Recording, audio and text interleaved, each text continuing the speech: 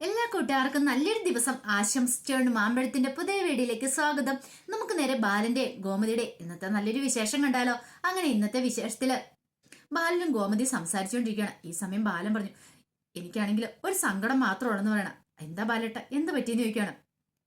സങ്കടം മാത്രമല്ല, എന്റെ മനസ്സിലൊരു ആഗ്രഹം കൂടെ ഉണ്ടെന്ന് പറയാ. അല്ല, ബാലേട്ടന്റെ മനസ്സിൽ ആഗ്രഹം എന്താന്ന് പറ, എന്നെ കൊണ്ട് സാധിച്ചു തരാൻ പറ്റുന്നതാണ് ഞാൻ സാധിച്ചു തരാന്ന് ഗോമതി പറയാ. അതല്ല ഗോമതി എന്ന് പറയാ, എന്താ കാര്യം? അതെ, നിനക്ക് മുമ്പേ ഞാൻ അങ്ങോട്ട് മരിക്കണം, അതാ എന്റെ ഏറ്റവും വലിയ ആഗ്രഹം എന്ന് പറയാ. എന്താ ബാലേട്ട ഇപ്പം മരണത്തെക്കുറിച്ചൊക്കെ പറയുന്നത്?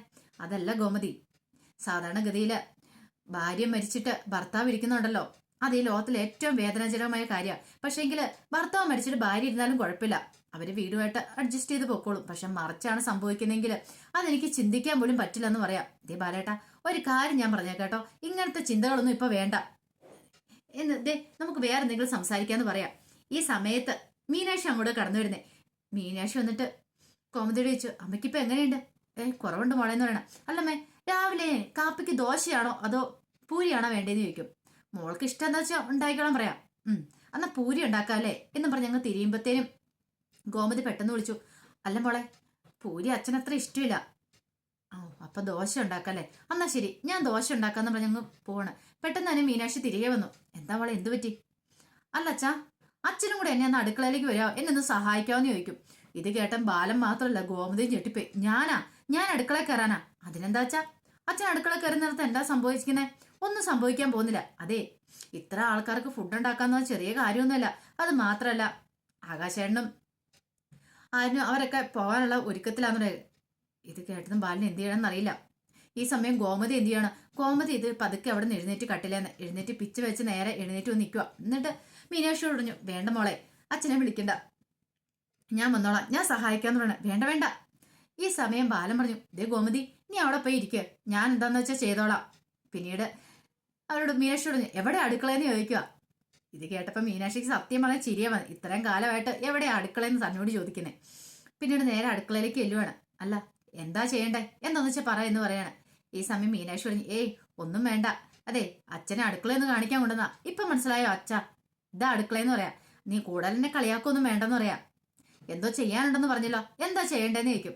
ഞാൻ വെറുതെ പറഞ്ഞ അച്ഛാ, ഒരു തമാശ പറഞ്ഞല്ലേ, അച്ഛൻ പൊയ്ക്കോളും, ഞാൻ തന്നെ ചെയ്തോളാന്ന് പറയാം. അതെ, വിളിച്ചു വരുത്തിയിട്ട് ആളെ കളിയാക്കുന്ന കാര്യമൊന്നും വേണ്ട, കാര്യം എന്താന്ന് പറ, ഞാൻ ചെയ്തോളാന്ന് പറയണം. ബാലൻ ദേഷ്യപ്പെട്ടപ്പോ മീനാക്ഷി പറഞ്ഞു, ഇതങ്ങനെ വിട്ടിട്ട് കാര്യമില്ല, അച്ഛനോട് ചെറിയൊരു പണി കൊടുത്താലോ? ഒരു കാര്യം ചെയ്യാം അച്ഛാ, ഗ്യാസ് ഓണാക്കാൻ വേണ്ടിയിട്ട് ആ സിലിണ്ടർ ഒന്ന് ഓണാക്കാമെന്ന് ചോദിക്കാം. ഇതാണോ? അല്ല, സിലിണ്ടർ എവിടെ ഇരിക്കണേന്ന് ചോദിക്കും. അതുപോലും അറിയത്തില്ല. മീനാക്ഷി കാണിച്ചു കൊടുത്തു. അങ്ങനെ ബാല സിലിണ്ടർ ഓണാക്കാൻ വേണ്ടി ചെന്ന് നിന്നപ്പോഴത്തേനും ഓണാക്കാൻ തുടങ്ങുമ്പോഴത്തേനും മീനാക്ഷി ഓർത്തു, ഒറ്റ പണി കൊടുത്താലോ, ഒന്ന് ഞെട്ടിച്ചാലോ അച്ഛനെ. അച്ഛാ, ഗ്യാസാ ചിലപ്പോൾ പൊട്ടിത്തെറിക്കുമെന്ന് പറയാം. പെട്ടെന്ന് ബാലൻ ഞെട്ടി ചാടി എഴുന്നേക്കുക. എന്റെ പൊന്നച്ഛാ, ഒരു ഗ്യാസ് ഓണാക്കുന്നതിന് ഇത്ര ഞെട്ടിച്ചോ? ഇത്ര പേടിയാണോ അച്ഛനെന്ന് ചോദിക്കും. പേടിയൊന്നുമില്ല, പിന്നെന്താ. അല്ല, ഞാനത് മറന്നുപോയി, അതിന്റെ മെക്കാനിസം ഒക്കെ അതെങ്ങോട്ടാ തിരിക്കണേന്നൊക്കെ ഉള്ളതേ, അത് മറന്നുപോയെന്ന് പറയാം. ഓ എന്റെ അച്ഛാ, ഇതാ പറയണേ, അടുക്കളയിലേക്ക് ഇടയ്ക്കിടയ്ക്കൊന്ന് കയറണമെന്ന് പറയണേ. അമ്മേനെ ഇടയ്ക്കൊന്ന് കയറി സഹായിക്കണം. പിന്നെ സഹായിക്കലല്ലേ എന്റെ ജോലി എന്ന് പറയാം. എനിക്കറിയാമെന്ന് പറയണം. ഇനിയിപ്പോൾ അത് പറഞ്ഞിട്ട് കാര്യമില്ല. പിന്നീട് മീനാക്ഷി പറഞ്ഞു കൊടുക്കുക ഗ്യാസ് സിലിണ്ടർ ഓണാക്കേണ്ടതിനെ കുറിച്ചൊക്കെ. അല്ല, അച്ഛൻ അറിയത്തില്ലെങ്കിൽ അറിയത്തില്ല എന്നങ്ങ് പറഞ്ഞാൽ പോരായിരുന്നോ? എന്തിനാ ഇങ്ങനെ പറഞ്ഞേ? പിന്നെ എനിക്ക് അറിയത്തില്ലായിക്കൊന്നുമില്ല, എനിക്കറിയാവുന്ന കാര്യമൊക്കെ തന്നെയാ, പിന്നെ ഞാനത് മറന്നു പോയതുകൊണ്ടാന്ന് പറയാം. മീനാക്ഷി ഞാൻ വെറുതെ വിളിച്ചാ, അച്ഛൻ പൊയ്ക്കോളാൻ പറയാണ്. ബാലന് നല്ല ദേഷ്യ സങ്കടമൊക്കെ വന്നു. മീനാക്ഷിയുടെ മുന്നിൽ താൻ കൊച്ചായി പോയോ എന്നൊരു ചിന്ത ബാലന്റെ ഉള്ളിൽ ഉണ്ടാവുന്നുണ്ട്. പിന്നീട് കാണിക്കുന്നേ മിത്ര ഇങ്ങനെ സങ്കടപ്പെട്ട് നിൽക്കുകയാണ്. ആ സമയത്താണ് അലോ ഇങ്ങോട്ട് വരുന്നത്. അപ്പത്തേനും പന്തലിടാനുള്ള ആൾക്കാർ പന്തലത്തിന്റെ സാധനങ്ങളൊക്കെ കൊണ്ട് വരുന്നുണ്ട്. മിത്രയെ കണ്ടിട്ട് ചോദിച്ചു, നീ എന്ത് കണ്ടോണ്ട് നിൽക്കുക? പുറത്തിറങ്ങി, ഇതേ നിന്റെ കല്യാണം ഇവിടെ വന്ന് ഇറങ്ങി ഇങ്ങനെ നിൽക്കേണ്ടെന്ന് പറയാണ്. എന്താ, എനിക്ക് എന്നെ അവിടെ അടുത്ത് നിൽക്കാൻ പോലും പറ്റില്ല എന്ന് പറയാം. അതെ, കുറച്ചു ദിവസം കഴിഞ്ഞിട്ടുണ്ടെങ്കിൽ നമ്മൾ രണ്ടും കൂടെ അമേരിക്കയ്ക്ക് പോകാനുള്ളതെന്ന് പറയാണ്. കല്യാണം കഴിഞ്ഞാൽ കൂടിപ്പോയ ഒരാഴ്ച എന്ന് പറയണം. അപ്പോഴാണ് അപ്പുറത്തെ ദേവമംഗലത്ത് ആരും വന്നത്. ആരിനെ കണ്ടതും അലോ പറഞ്ഞു, കല്യാണം കഴിഞ്ഞ് അമേരിക്കയിൽ പോയ പിന്നെ ചിലരുടെ ഒന്നും മോഹം കാണണ്ടല്ലോ, നിന്നെ ശല്യപ്പെടുത്തുന്നവരുടെ ഒന്നും ശല്യം നിനക്ക് പിന്നെ ഉണ്ടാവില്ലല്ലോ എന്ന് പറയാം. ഈ സമയത്ത് ആരും പറഞ്ഞു, ആരുടെ ശല്യപ്പെടുത്തുന്നേ? എനിക്ക് മനസ്സിലായി, നീ എനിക്കിട്ട് വെച്ചാന്ന്. ആ ബൂത് നിന്റെ അങ്ങ് മനസ്സ് വെച്ചാൽ മതി എന്ന് പറയണം. പനിശ്രീ വന്നിട്ട് പറഞ്ഞു, ഏട്ടാ ബാ കയറി പോവാന്ന് പറയണം. പക്ഷെ ആരും കൂട്ടാക്കില്ല. ഈ സമയത്ത് അലോകിനോട് പറഞ്ഞു, എന്തിനാ അലോകേട്ട ഒരു പ്രശ്നം ഉണ്ടാക്കുന്നത്? വെറുതെ ഇരിക്കാൻ പറയണം. നീയോ, നീ എന്തിനാ ഇപ്പൊ ഇങ്ങനെയൊക്കെ പറയണേ? ഇങ്ങനെയൊന്നും അല്ലായിരുന്നല്ലോ, പ്രശ്നങ്ങളൊക്കെ ഉണ്ടാക്കാനായിട്ട് മുൻപന്തി നിന്നാണല്ലോ നീ എന്ന് മിത്രയുടെ ആര്യം ചോദിക്കണം. ഈ സമയം അലോക് നിധി അവന് പ്രാന്താടി മോളെ കല്യാണം വിളിക്കാത്തോണ്ട് നമ്മൾ കല്യാണം വിളിച്ചിട്ടില്ലോ അതുകൊണ്ടുള്ള വിഷമം ഒന്ന് പറയാം. പെട്ടെന്ന് ആര്യം പറഞ്ഞേ, അതെ എന്റെ അമ്മയ്ക്ക് നിങ്ങൾ കല്യാണം വിളിച്ചില്ലെങ്കിൽ വിഷമം ഉണ്ടാവും, പക്ഷെ ആ വിഷമം ഞങ്ങൾ അങ്ങ് തീർത്തു കൊടുത്തോളാം. അതിന്റെ പേരിൽ നീ ഒന്നും കൂടുതൽ ആളാവാൻ വരണ്ട കേട്ടോ എന്ന് പറയാം. ഈ സമയം അനുസരി പറഞ്ഞു, വാ കയറിപ്പോവാന്ന് പറയണ. പക്ഷെ ആരും കൂട്ടാക്കാതെ വീണ്ടും നിൽക്കുക. അലോക് പറഞ്ഞു, നീ എന്തൊക്കെ വീരവാദം നിന്റെ അച്ഛൻ മുഴക്കിയത്? എന്റെ കല്യാണത്തിന് മുമ്പ് നിന്റെ കല്യാണം നടത്തുന്നൊക്കെയല്ലേ പറഞ്ഞുകൊണ്ടിരുന്നേ, എന്നിട്ട് ഇപ്പൊ എന്ത് പറ്റി കല്യാണം നടക്കാത്തെ?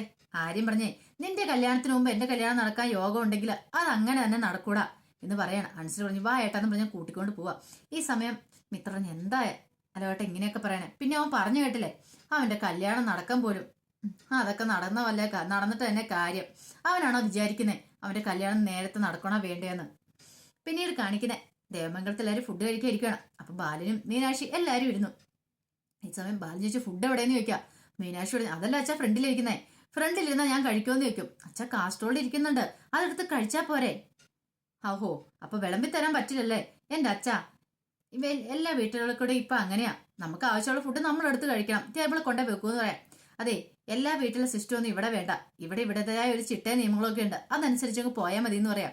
പെട്ടെന്ന് ആകാശ് പറഞ്ഞു, അച്ഛാ വലിയ വലിയ വീട്ടിലൊക്കെ ഇങ്ങനെയാ, വലിയ വീട്ടിലൊക്കെ അങ്ങനെ ആയിക്കോട്ടെ, ഇവിടെ അതിന്റെ കാര്യമില്ലാന്ന് പറയാം. ആര്യം പറഞ്ഞു, അച്ഛനടുത്ത് അങ്ങോട്ട് കഴിക്കാൻ പറയാണ്. പിന്നീട് ബാലൻ കഴിക്കായിരുന്നു കഴിഞ്ഞപ്പോ പെട്ടെന്ന് തന്നെ മീനാക്ഷി പറഞ്ഞു, ഇനിയിപ്പോ അച്ഛന് ബുദ്ധിമുട്ടാണ്, ഞാൻ എടുത്തരാം. വേണ്ട വേണ്ട, എന്നെ ആരും സഹായിക്കണമെന്ന് പറയാം. ഈ സമയം ആനന്ദ് പറഞ്ഞു, ഞാൻ എടുത്തരാന്ന് പറഞ്ഞുകൊണ്ട് ദോശ എടുത്തങ്ങ് വെക്കുച്ചു കൊടുക്കുകയാണ്. ബാലൻ ഇച്ചിരി കഴിച്ചിട്ട് ചോദിച്ചു, ഇതെന്താ കല്ലാണോ അതോ ദോശയാണെന്ന് ചോദിക്കും. അതെന്താ വെച്ചാ അങ്ങനെ പറഞ്ഞേ? ഒരു രുചിയില്ല, ടേസ്റ്റും ഇല്ല, ഒന്നുമില്ല, ഇങ്ങനെയാണോ ദോശ ഉണ്ടാക്കണമെന്ന് ചോദിക്കും.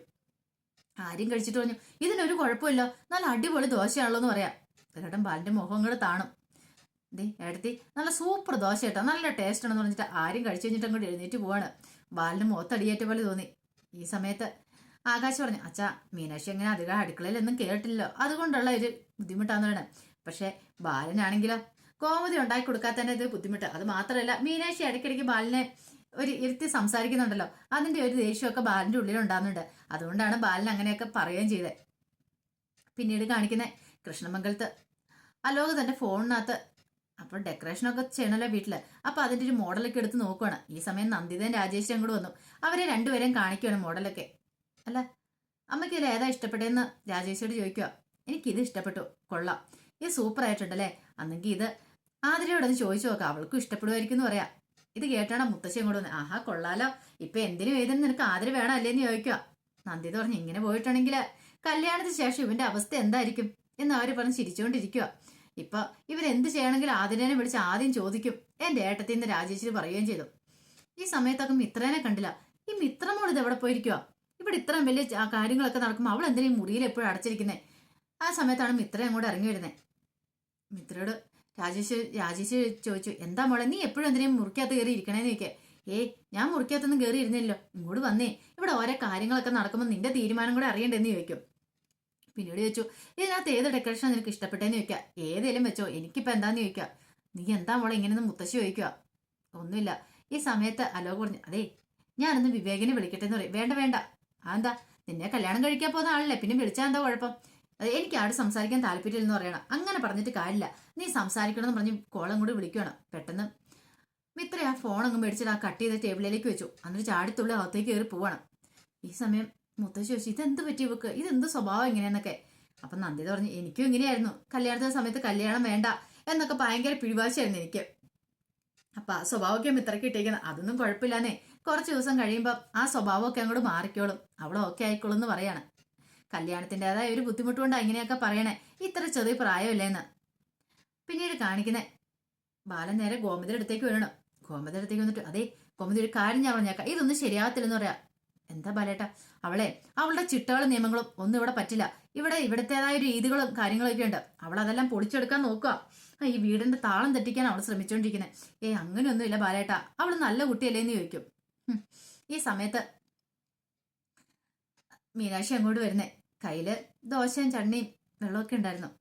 എന്നിട്ട് പറഞ്ഞിട്ട്, അതെ അമ്മയ്ക്ക് കൊണ്ടുവന്നാന്ന് പറയാണ്. അയ്യോ അച്ഛന് എനിക്ക് കൊടുക്കണം നിർബന്ധമുണ്ടോ? അച്ഛൻ കൊടുത്തോ കേട്ടോ, എനിക്ക് കുഴപ്പമൊന്നുമില്ല എന്ന് പറയാണ്.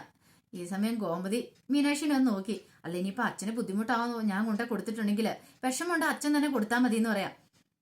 ഈ സമയം ബാലൻ പറഞ്ഞു, ശരി ഞാൻ കൊടുത്തോളാം, ഇങ്ങ് അന്നേക്കാൻ പറയാണ്. അങ്ങനെ അത് മേടിച്ച് കൈ പിടിക്കുകയാണ്. ഈ സമയത്താണ് ആകാശ് ആനന്ദും അങ്ങോട്ട് തന്നെ അതെ ഞാൻ ഇറങ്ങും കേട്ടോ എന്ന് പറയണം ആകാശ്. അപ്പൊ ആനന്ദ് പറഞ്ഞ് പോയിട്ട് വരാമേ, അമ്മയ്ക്ക് വേറെ കുഴപ്പമെന്തെങ്കിലും ഉണ്ടോ, ഉണ്ടെങ്കിൽ പറയണമെന്ന് പറയണം ആനന്ദ്. ഇല്ല ഒരു കുഴപ്പമില്ല, നിങ്ങൾ പോയിട്ട് വരാൻ പറയണം. അങ്ങനെ അവരങ്ങോട്ട് പോവാ. ഈ സമയത്ത് മീനാക്ഷി ഗോമതിനെ തന്നെ നോക്കിക്കൊണ്ടിരിക്കുക. പെട്ടെന്ന് ബാലൻ അവിടെ ഇരുന്നിട്ട് ഗോമതിക്ക് വാരി കൊടുക്കാനായിട്ട് തുടങ്ങി. അപ്പൊ മീനാക്ഷിയുടെ നോട്ടം കണ്ടു പറഞ്ഞു അതെ എനിക്ക് ഒന്ന് കൊടുക്കണമെന്ന് പറയാ. മീനാക്ഷി അവിടെ തന്നെ നിന്നു. മീനാക്ഷി പോയില്ല. പിന്നീട് ബാലൻ പിന്നെയും പറഞ്ഞു അതെ എനിക്ക് ഈ ദോശ ഒന്ന് കൊടുക്കണമായിരുന്നു പറയാം. ഈ സമയം മീനാക്ഷി പറഞ്ഞു അതിനെന്താ കുഴപ്പം, അച്ഛൻ കൊടുത്തോ. പിന്നെ അമ്മേ ഇന്ന് എന്തൊക്കെ ഉണ്ടാക്കണമെന്ന് പറഞ്ഞാൽ മതി, ഞാൻ ലീവല്ലേ എന്ന് ചോദിക്കുകയാണ്. ഇത് കേട്ടൻ ബാലൻ പറഞ്ഞു നീ എന്തിനാ ലീവ് എടുക്കണേ. അതെ ലീവ് എടുക്കൊന്നും വേണ്ട, ഓഫീസിൽ പോകാൻ നോക്കിയോ, ഇവിടെ ഗോമതിനെ നോക്കാൻ ഞാനുണ്ടെന്ന് പറയണം. ആഹാ അതെന്ത് വർത്താനം അച്ഛൻ പറയണേ. അമ്മേനെ ഞാൻ നോക്കിയാൽ എന്താ കുഴപ്പം, ഞാൻ നോക്കിക്കോളാം, അച്ഛൻ വെറുതെ വീട്ടിൽ ഇരിക്കണ്ട, അച്ഛൻ കടയിൽ പോയിക്കോളാൻ പറയാണ്. വേണ്ട വേണ്ട, അത് എന്റെ ഭാര്യനെ നോക്കാൻ എനിക്കറിയാം. ഓ അച്ഛന്റെ ഭാര്യ അതെന്റെ അമ്മയും കൂടെയാന്ന് പറയാണ്. ഞങ്ങൾക്ക് എത്ര കാര്യങ്ങളൊക്കെ സംസാരിക്കാനുണ്ട്, അച്ഛൻ പോയിക്കോളാൻ പറയാണ്. ഇത് ബാലൻ കൂടി ഇഷ്ടപ്പെട്ടില്ല. ബാലൻ പറഞ്ഞു ഗോമതി അത് മീനാക്ഷി നീ അങ്ങോട്ട് ചെല്ലാൻ പറയാണ്. അങ്ങനെ മീനാക്ഷിനെ പറഞ്ഞു വിട്ട് കഴിഞ്ഞപ്പോഴത്തേനും ഗോമതി ചോദിച്ചു എന്താ ബാലേട്ടാ അവൾ ഇവിടെ നിന്നോർത്ത് എന്താ കുഴപ്പം. ദേ എന്റെ മുമ്പിൽ നിൽക്കുമ്പോൾ എനിക്ക് നിനക്ക് വാരിത്തരാൻ പോലും പറ്റുന്നില്ല, കൈ വിറയ്ക്കുക അതാന്ന് പറയാണ്. ഇത് കേട്ടതും ഗോമതി ചിരിക്കുവാണ്. പിന്നീട് കാണിക്കുന്ന കൃഷ്ണമംഗലത്ത് അനന്തൻ സംസാരിച്ചുകൊണ്ടിരിക്കുകയാണ് ഫോണിൽ കൂടെ. അങ്ങനെ ഓരോരുത്തരെ കല്യാണം വിളിച്ച് ഓരോ കാര്യങ്ങളൊക്കെ പറഞ്ഞുകൊണ്ടിരിക്കുക. അപ്പോഴാണ് ഒരു ജോലിക്കാരൻ അങ്ങോട്ട് വരുന്നത്. ആ ജോലിക്കാരൻ വന്നു കഴിഞ്ഞിട്ട് അനന്തനോട് അതൊരു പ്രശ്നമുണ്ടെന്ന് പറയണ. എന്താ ആ രാമോടുത്ത ക്വാറയുടെ കാര്യമില്ലേ, അതിന്റെ കാര്യത്തിൽ സാങ്ഷൻ കിട്ടിയിട്ടില്ല എന്ന് പറയണ. ആ പേപ്പർ കിട്ടിയിട്ടില്ല, അതിനെന്താ പ്രശ്നം. അതെന്തോ ഒരു പുതിയ സ്റ്റാഫ് വന്നിട്ടുണ്ട്, അവരെ റിപ്പോർട്ട് എഴുതി കൊടുത്തില്ല പോലും. ഒരു കാര്യം ചെയ്യാം, അത് ആരാന്നുള്ള അറിയാവോ. ആരാന്നും അറിയത്തില്ല, അതിനെക്കുറിച്ച് ആദ്യം അന്വേഷിക്കുക. പിന്നെ എയോട് കാര്യം പറഞ്ഞാൽ മതി, പുള്ളി നമ്മുടെ ആളാ, കൊടുക്കേണ്ടത് അങ്ങോട്ട് കൊടുത്താൽ മതി. ഇനി അവള് അതിന് സമ്മതിക്കുന്നില്ലെങ്കിൽ ഒരു കാര്യം ചെയ്താൽ എന്നോട് പറഞ്ഞാൽ മതി, എനിക്ക് എന്താ ചെയ്യേണ്ടതെന്ന് അറിയാന്ന് പറയാണ്. ശരിയെന്നും പറഞ്ഞ് പുള്ളിക്കാരൻ അങ്ങോട്ട് പോവാണ്. ഈ സമയത്ത് കോമതിനെ പതുക്കെ പിടിച്ചുകൊണ്ട് ഹാളിലേക്ക് വരുമായിരുന്നു മീനാക്ഷി. ബാലൻ പെട്ടെന്ന് വന്നിട്ട് പറഞ്ഞു ഞാൻ പിടിക്കാന്ന് പറയണം. അതെന്താച്ചാ ഞാൻ പിടിച്ച ഉരുകി പോവോ. ഇതേ ഗോമതി മര്യാദയ്ക്ക് അവളോട് സംസാരിക്കാൻ പറയണം, കുറച്ച് അതിര് വിടുന്നുണ്ടെന്ന് പറയാം. എന്റെ ബാലേട്ട അവള് കുട്ടിയല്ലേ, അവൾ അങ്ങനെ പറഞ്ഞോർത്ത് എന്താ കുഴപ്പമിരിക്കുന്നത്, പിന്നെ കുട്ടിയാണ് പോലും ഓരോന്നൊക്കെ പറഞ്ഞുകൊണ്ട് വരുന്നു. അതെ നീ ഇവിടെ ഇരിക്കണ്ട, നീ മര്യാദയ്ക്ക് ജോലിക്ക് പോയാൽ മതി എന്ന് പറയാം.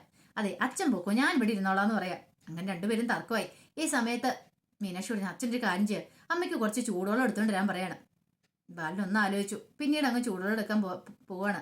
ഈ സമയത്ത് ഗോമതിനെ പിടിച്ചോണ്ട് അവനെ മീനാക്ഷിക്കുന്ന. ഗോമതിക്ക് തന്നെ നിൽക്കാൻ പറ്റില്ല. അങ്ങനെ ചൂടുവെള്ളം എടുത്തുകൊണ്ട് വരാൻ തുടങ്ങുമ്പോഴാണ് ഫോൺ ബില്ലടിക്കുന്നത് മീനാക്ഷിയുടെ. അച്ഛാ ആ ഫോൺ ഒന്ന് എടുത്ത് തരുമെന്ന് ചോദിക്കുക. ഫോണോ, അത് എന്റെ ഫോൺ ബില്ലടിക്കുന്നുണ്ട്, ഇപ്പൊ കട്ടായി പോവച്ചാന്ന് പറയണ. ബാല നിവർത്തിയില്ല, ബാല ഫോൺ എടുത്ത് കൊടുക്കുക. എന്റെ അമ്മേനെ ഒന്ന് പിടിക്കണം, ഞാനത് സംസാരിക്കട്ടെ എന്ന് പറയാം. അങ്ങനെ മീനാക്ഷി കോൾ എടുത്ത് സംസാരിക്കുക. ഓഫീസിൽ നിന്നായിരുന്നു. ഓഫീസിൽ നിന്ന് മീനാക്ഷിയുടെ കൂട്ടുകാർ വിളിച്ചിട്ട് ചോദിച്ചു അല്ല നീ ഇന്ന് ഓഫീസിൽ വരുന്നില്ലേന്ന് ചോദിക്കും. ഇല്ലാന്ന് പറയാം. എന്താ. അതെ ആ കോറിയുടെ കാര്യമില്ലേ എ ഗ്രൂപ്പിന്റെ, അപ്പൊ അവിടെ അതിന് വേണ്ടിയിട്ട് ഒരാൾ വന്നിട്ടുണ്ട്, അതിന്റെ റിപ്പോർട്ടൊക്കെ ചോദിച്ചോണ്ട്. അപ്പൊ അതിന് സാക്ഷ്യം മേടിക്കാനായിട്ട്. അതെ ഞാനിന്ന് ലീവാ, ഞാൻ നാളെ വരുവോളെന്ന് അയാളെ പറഞ്ഞുവിട്, ഞാൻ നാളെ വിശദമായിട്ടൊന്ന് ചോദ്യം നോക്കിയിട്ട് പറയാം, അയാൾ പറഞ്ഞുവിടാൻ പറയാണ്. പിന്നീട് മീനാക്ഷി ഇങ്ങനെ ആലോചിക്കുകയാണ്. അപ്പൊ അതിന്റെ വിശേഷങ്ങളൊക്കെയാണ് നമ്മൾ കണ്ടത്. ഇതിന്റെ ബാക്കി വിശേഷങ്ങളുമായിട്ട് വൈകുന്നേരത്തെ പ്രമോയി വരാട്ടോ. ഒരിക്കൽ കൂടി എല്ലാവർക്കും നല്ലൊരു ദിവസം ആശംസിച്ചു നിർത്തുന്നു. നന്ദി.